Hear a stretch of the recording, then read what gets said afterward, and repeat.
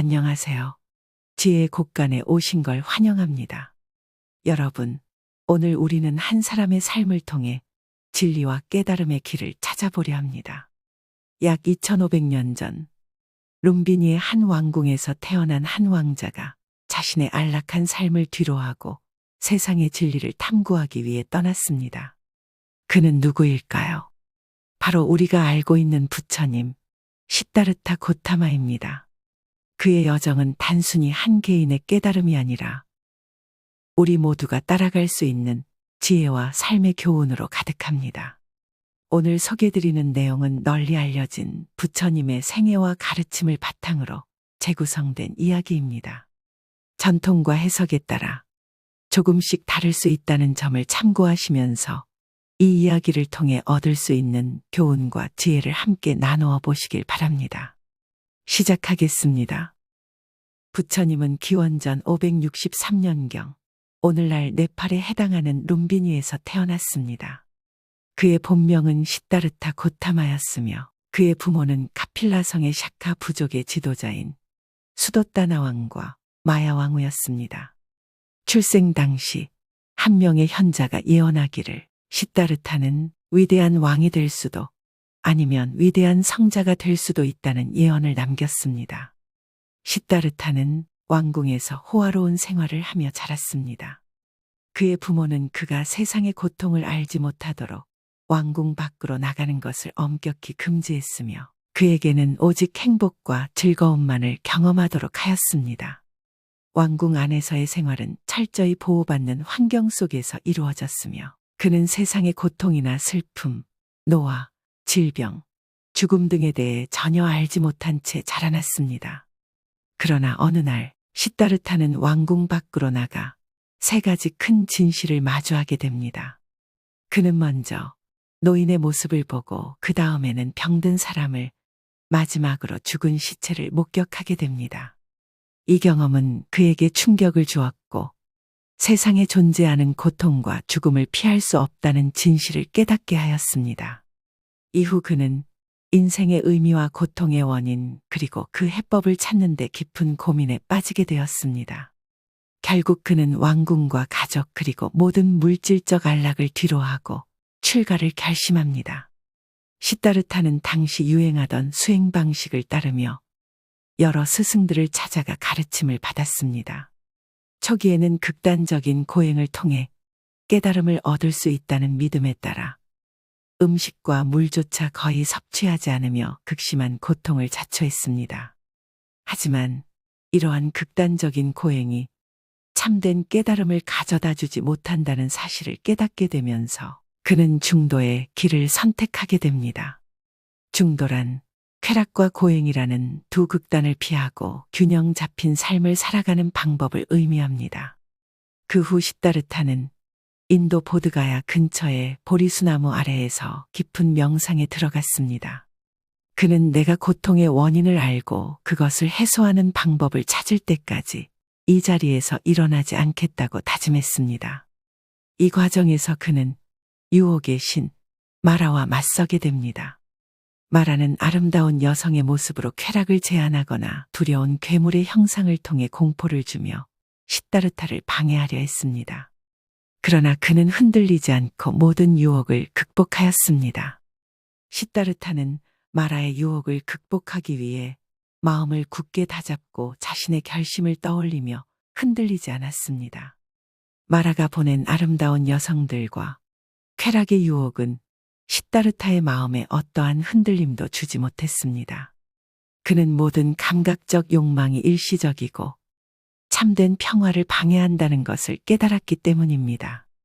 또한 마라가 두려움을 조성하기 위해 보낸 괴물들과 무서운 형상들 앞에서도 그는 마음의 평정을 유지하며 이를 초월하였습니다. 시다르타는 모든 유혹과 두려움이 자신의 마음에서 비롯된 것임을 알아차리고 이를 관찰하며 집착하지 않는 자세를 통해 극복하였습니다.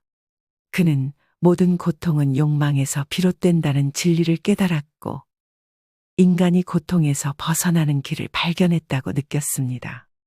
그가 깨달은 진리는 사성제, 4가지 성스러운 진리와 팔정도, 8가지 올바른 길이었습니다. 이는 부처님의 깨달음의 핵심이며 고통의 원인과 그 해결책을 명확히 제시합니다. 사성제는 다음과 같이 구성되어 있습니다. 1. 고성제. 고통의 진리. 모든 생명체는 고통을 겪습니다. 이는 태어남, 늙음, 병듦, 죽음뿐 아니라 욕망에 충족되지 않음, 집착과 관계에서 오는 갈등 등을 포함합니다. 2. 집성제. 고통의 원인. 고통은 욕망과 집착에서 비롯됩니다. 특히 쾌락을 추구하거나 존재하고자 하는 욕구, 그리고 존재하지 않으려는 욕구가 고통의 근원이 됩니다. 3. 멸성제. 고통의 소멸. 고통은 욕망과 집착을 초월함으로써 소멸될 수 있습니다. 이는 열반에 도달하는 것을 의미하며 이는 고통의 완전한 종식을 나타냅니다. 4. 도성제. 고통 소멸의 길. 팔정도를 실천함으로써 고통에서 벗어날 수 있습니다. 이는 고통의 해결책이자 실천의 길을 제시합니다. 부처님은 이렇게 말씀하셨습니다. 고통을 아는 것이 곧 깨달음의 시작이다. 고통의 원인을 이해하고 그것을 벗어나는 길을 실천하면 진정한 자유를 얻을 수 있다. 이 말은 사성제의 핵심을 꿰뚫고 있습니다. 삶의 본질을 직면하고 고통의 원인과 해결책을 이해하는 것은 우리에게 새로운 시각을 제공합니다. 팔정도는 다음과 같은 8가지 실천 항목으로 이루어져 있습니다. 1. 올바른 견해, 정견. 삶과 고통 그리고 그 원인을 정확히 이해하는 것입니다. 이는 사성제의 진리를 올바르게 아는 것을 포함합니다. 2. 올바른 의도, 정사. 비폭력, 자비, 이타심을 바탕으로 하는 의도를 가지는 것입니다. 3. 올바른 말, 정어. 거짓말, 비난, 불필요한 말, 남을 상처 주는 말을 피하고 진실하고 선한 말을 실천하는 것입니다. 4. 올바른 행동, 정업. 살생, 도둑질, 부정한 행위를 하지 않고 윤리적으로 바르게 행동하는 것입니다. 5. 올바른 생활, 정명. 생명을 해치거나 타인을 해하는 방식으로 생계를 꾸리지 않는 것입니다. 이는 윤리적이고 올바른 직업을 가지는 것을 의미합니다. 6. 올바른 노력, 정진. 올바른 길을 따르기 위해 끊임없이 노력하며 나쁜 생각과 행동을 버리고 선한 마음을 키우는 것입니다. 7.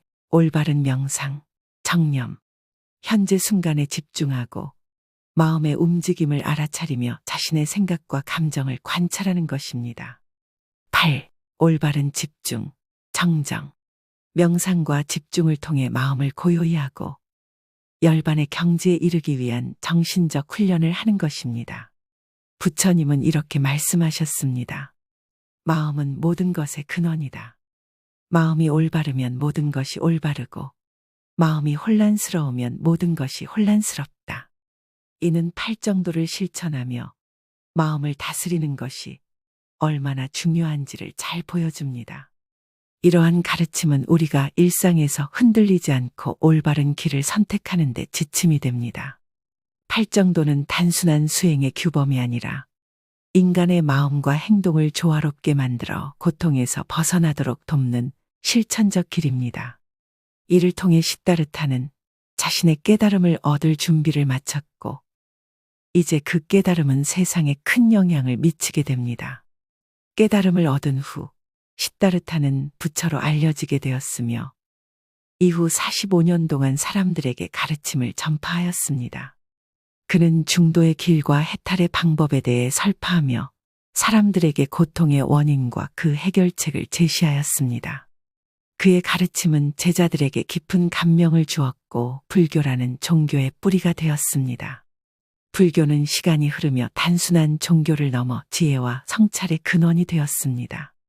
부처님의 가르침은 삶의 진리를 깨닫고 고통에서 벗어나고자 하는 많은 이들에게 길잡이가 되어 주었으며 그의 사상은 지금도 전 세계 수많은 사람들의 마음에 울림을 주고 있습니다. 불교는 단지 교리가 아닌 삶을 살아가는 방식 그리고 평화와 자비를 실천하는 철학으로 자리 잡았습니다. 그의 여정은 오늘날까지도 우리에게 묵직한 질문을 던집니다. 우리는 우리의 삶에서 진정 무엇을 추구하고 있는가?